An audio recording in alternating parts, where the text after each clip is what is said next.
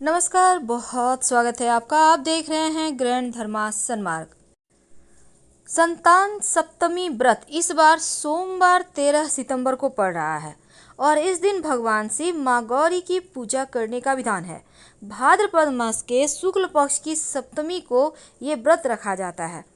चूँकि संतान सप्तमी व्रत विशेष रूप से संतान की प्राप्ति के लिए, संतान की रक्षा के लिए और संतान की उन्नति के लिए किया जाता है और शास्त्रों के अनुसार यह व्रत विशेष रूप से महिलाओं के लिए कल्याणकारी है। संतान सुख देने वाला, पापों का नाश करने वाला यह व्रत आप अगर करें, आप औरों से भी करवा सकते हैं।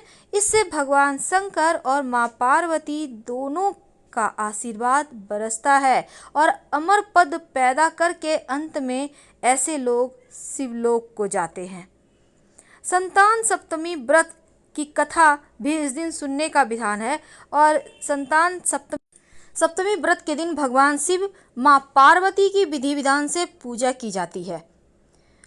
इससे उत्तम संतान पैदा होती है और कथा भी सुनने का चूंकि विधान है, पुरुषों और महिलाओं दोनों के लिए ये व्रत रखना सर्वोत्तम माना गया है। इस व्रत के प्रभाव से व्यक्ति के सारे कष्ट मिट जाते हैं। खीर, पूरी, गुड़ के 7 पुए, 7 मीठी पूरी का भोग लगाने का विधान है। आप शिव जी को ये भोग मंदिर में जाकर भी लगा सकते हैं और घर में स्थापना करके भी लगा सकते हैं। 7 मीठी पूरी केले के पत्ते में बांधकर पूजा स्थान पर रखें, संतान की रक्षा होगी। सोमवार के दिन भगवान शिव की आराधना करने से जीवन के सारे कष्ट ही मिट जाते हैं। चाहे वो कैसे भी कष्ट हो, जीवन की कैसी भी परेशानी हो, बाधाएं हो, उनसे आप बाहर आ जाते हैं। शिव जी की आराधना करने वाले को कभी भी जीवन में कोई भी ग्रह बाधा परेशान कर ही नहीं सकता। शिव जी पर तमाम तरीके के चीज़ें, वस्तुएं अर्पित की जाती हैं ताकि आपके जीवन के परेशानियों को दूर आप कर सके। जब संसार को बचाने के लिए शिवजी ने विष पिया था, तब विष जो पीने के बाद उनके कंठ में विष उन्होंने रख लिया था, तब यहाँ पर उनके कंठ में असीम जलन पूरे शरीर में हो रहा था। और यहाँ पर समुद्र मंथन की कथा में भी ये बात आती है, विष्णु पुराण, भागवत पुराण में भी वर्णित है कि समुद्र मंथन के दौरान जब संसार को बचाने के लिए भगवान शिव ने विष पी लिया था, तो उनका पूरा कंठ ही नीला हो गया था। और इस विष के प्रभाव से शिव और उनकी जटा में बैठी देवी गंगा पर भी जब ये प्रभाव पड़ने लगा, ऐसे में समस्त देवी देवताओं ने शिव जी को दूध ग्रहण करने का आग्रह किया। और जैसे ही शिव जी ने दूध ग्रहण किया तो उनके शरीर में विष का असर कम होने लगा। हालांकि उनका कंठ हमेशा के लिए नीला हो गया और उन्हें एक नया नाम नीलकंठ मिल गया। और तब से शिव जी पर दूध अर्पित करने की परंपरा चली आ रही है। लेकिन क्या आपको पता है, शिवलिंग पर तमाम वस्तुएं अर्पित करने के साथ अगर आप दूध अर्पित करते हैं तो क्या होता है? देखिए, शिवलिंग पर दूध जो चंद्रमा से संबंध रखता है और दूध को धर्म के और मन पर प्रभाव के दृष्टिकोण से सात्विक माना जाता है और गाय का दूध सबसे ज़्यादा पवित्र होता है। इसलिए शिवजी को अगर आप रुद्राभिषेक करते हैं तो दूध से कीजिए, आपकी समस्त मनोकामनाएं पूरी हो जाएगी। वैसे आप कुछ और नहीं भी करें तो आप जल में थोड़ा सा दूध मिलाकर नमः शिवाय का अनवरत जप करते हुए शिवलिंग पर अर्पित कर दें। ऐसा करने से जीवन के कष्ट कम होते हैं। अगर आपको भी मानसिक तनाव रहता हो, तब सोमवार के दिन आप नहाने के पानी में 1 चम्मच दूध डालकर नहाएं। आपकी चिंताएं धीरे धीरे कम होने लगेगी। आपने एक कहावत सुनी होगी, दूधो नहाओ पूतो फलो। इसका मतलब यही होता है कि अगर नहाने के पानी में 2-4 बूंद भी दूध डाल दिए जाएं तो जीवन की सारी परेशानियां समाप्त हो जाती है। तो दूध के प्रयोग से कैसे दैत्यता दूर करेंगे? देखिए, इस सोमवार के दिन एक छोटा सा प्रयोग कीजिएगा। रात में सोने के पहले एक पात्र में दूध ले लें। अब उसमें एक चांदी का सिक्का और थोड़ा सा शहद डाल दें। अब इसको याद रखिए, सोमवार की रात, वैसे आप पूरे में साल में कभी भी सोमवार की रात में कर सकते हैं। अब जब आप इसको डाल दें, तब इसको आप चंद्रमा की रोशनी में रखें। अब आप अपने घर के मंदिर में शिव जी के सामने बैठकर एक मंत्र है उसका जप कीजिए। ओम दारिद्र्य दुख दहनाय नमः शिवाय। ओम दारिद्र्य दुख दहनाय नमः शिवाय। इसके बाद मंत्र जप करने के बाद इस दूध को प्रसाद के रूप में ग्रहण करें। ऐसा करने से जीवन के दैत्य रूपी परेशानी समाप्त हो जाती है। अगर आप कर्जों से परेशान हैं, जीवन में समस्याएं एक के बाद एक परेशान करें, धन की समस्या बहुत ज़्यादा है, तब एक बार बटकेश्वर महादेव के शरण में आ जाएं। कर्जों से की समस्या से, धन की परेशानी से आसानी से आप बाहर निकल आएंगे। अब ये बटकेश्वर महादेव कहाँ रहते हैं, कहाँ मिलेंगे? भोलेनाथ तो जहाँ आप ढूंढिए वहीं मिलेंगे। बरगद के पेड़ के जड़ में, तने में बटकेश्वर महादेव का निवास होता है। भले ही शिवलिंग वहाँ ना हो, लेकिन बरगद के पेड़ की सबसे पहली बात तो बट का वृक्ष यानी बरगद का पेड़ आपके घर के आसपास है, तो वहीं पर आपको जाना होगा। सोमवार के दिन ये प्रयोग करना है, लगातार 3 सोमवार करना है। 1 लोटा जल में 1 चुटकी पिसा हुआ चावल, 1 चुटकी हल्दी लेकर आप किसी भी बरगद के पेड़ के नीचे चले जाएं और वहां पर जल अर्पित करें और बटकेश्वर महादेव को प्रणाम करें। यानी जल अर्पित करना है जड़ में, लेकिन प्रणाम करना है बटकेश्वर महादेव को। इसके बाद थोड़ा सा जड़ उससे वहां पर से पेड़ से तोड़ कर ले आएं। अब इस जड़ को आप लाल धागे के सहारे बांधकर अपने पॉकेट में रख लें, पर्स में रख लें, अपने बैग में रख लें, या आप चाहें तो अपने व्यवसाय स्थल पर रख लें। आप चाहें तो गले या बाह में धारण कर सकते हैं। धन की मुश्किलें भी दूर होगी, कर्जों की समस्या से मुक्ति मिल जाएगी।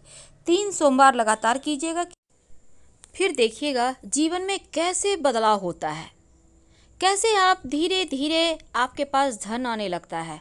आप जो भी कार्य करते हैं उसी में सफलता मिलने लगती है। चारों दिशाओं से जैसे लगेगा दैव योग हो रहा है, देवताओं की कृपा बरस रही है, कोई दिव्य शक्ति आपकी सुरक्षा कर रही है, आपको राह बता रही है। शिवलिंग पर आप 1 मुट्ठी चावल जरूर अर्पित कीजिएगा। वैसे तो चावल के 1 भी दाने अगर रोज शिवलिंग पर अर्पित करें तो जीवन में कभी अन्न धन वस्त्र की कमी नहीं होती है। और लौंग अर्पित करने से राहु केतु शांत हो जाता है। तो ये तो थी धन की मुश्किलें दूर करने के लिए और कर्जों से मुक्ति पाने के प्रयोग।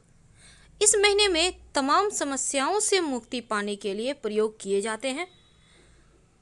देखिए, सबसे पहली बात तो जीवन में कितना भी कष्ट हो, अगर शिवजी के शरण में आ जाए तो आपको कष्ट आप तक आने से पहले ही शिवजी से होकर गुजरना पड़ता है। इस बात को हमेशा ही याद रखिएगा। आइए अब जानते हैं एक छोटा सा प्रयोग जो जीवन के सारे कष्टों को धर लेगा, दूर कर देगा। कई बार क्या होता है, शत्रु बहुत परेशान करते हैं, आप हार चुके होते हैं कि क्या करें, कैसे भगवान हम इस परेशानी से बाहर निकलें, कैसे हम तमाम बंधनों से मुक्त हो जाएं।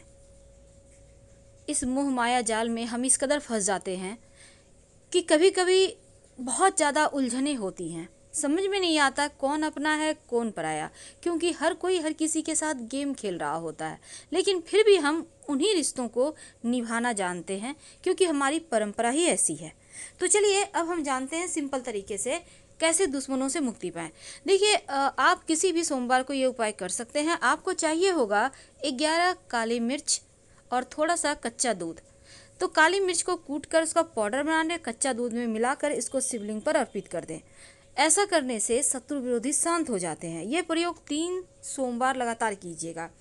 तो चलिए अब जानते हैं कि शिवजी पर अपनी मन्नत को पूरी करने के लिए आप क्या अर्पित करें।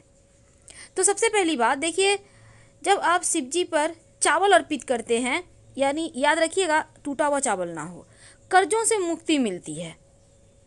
और चावल से, पके हुए चावल से शिवलिंग का श्रृंगार करें तो मंगल दोष दूर होता है। जौ अर्पित करने से घर में सुख शांति रहती है, तो शिवलिंग पर आप जौ अर्पित कर सकते हैं। और फिर देखिए, अरहर की दाल भी अर्पित की जाती है।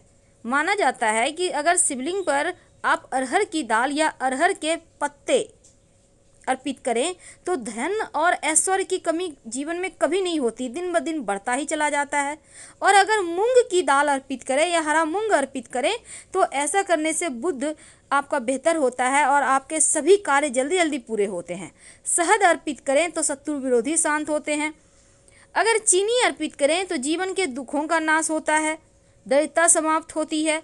काला तिल अर्पित करें तो घर में पारिवारिक कलह कलेश दूर हो जाती है, शनिदेव की बाधाएं शांत होती है और जनेऊ अर्पित करने से हर कार्य में सफलता मिलती है। ये तो थी शिव जी को प्रसन्न करने का सिंपल सा प्रयोग, जो आप किसी भी सोमवार के दिन कर सकते हैं और आपको इसके रिजल्ट हाथों हाथ मिलेंगे। जीवन के तमाम कष्टों से बाहर निकलने के लिए आप शिव जी के शरण में ही आइए, क्योंकि भगवान शिव को अजन्मा अविनाशी माना गया है और भगवान शिव सभी देवताओं से अलग मंदिर में शिवलिंग के रूप में पाए जाते हैं। और इसीलिए जब भी आप उनकी आरती करें शिव जी की, तो 1, 5, 7, 11 या 21 बातियां रखकर ही आरती करें, या आप चाहें तो कपूर से भी आरती कर सकते हैं। जब भी शिव जी की आरती करें, ओम की आकृति बनाकर ही आरती करें। ऐसा करने से जीवन के कष्ट कम होते हैं, सुख शांति बढ़ती है। शिव जी की पूजा में दक्षिणा जरूर अर्पित किए जाते हैं।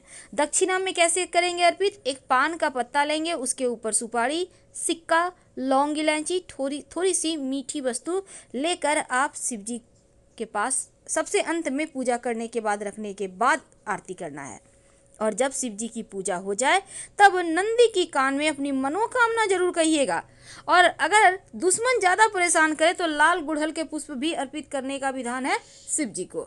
एक बात याद रखिएगा, शाम के वक्त जो भी व्यक्ति शिव जी के मंदिर में दिया जलाता है उसके जीवन में कभी अंधेरा हो ही नहीं सकता। और चूंकि संतान सप्तमी का व्रत है तो इस दिन विधि पूर्वक व्रत करें। हम फिर मिलेंगे, बहुत सारी बातें करेंगे। हर हर महादेव। धन्यवाद।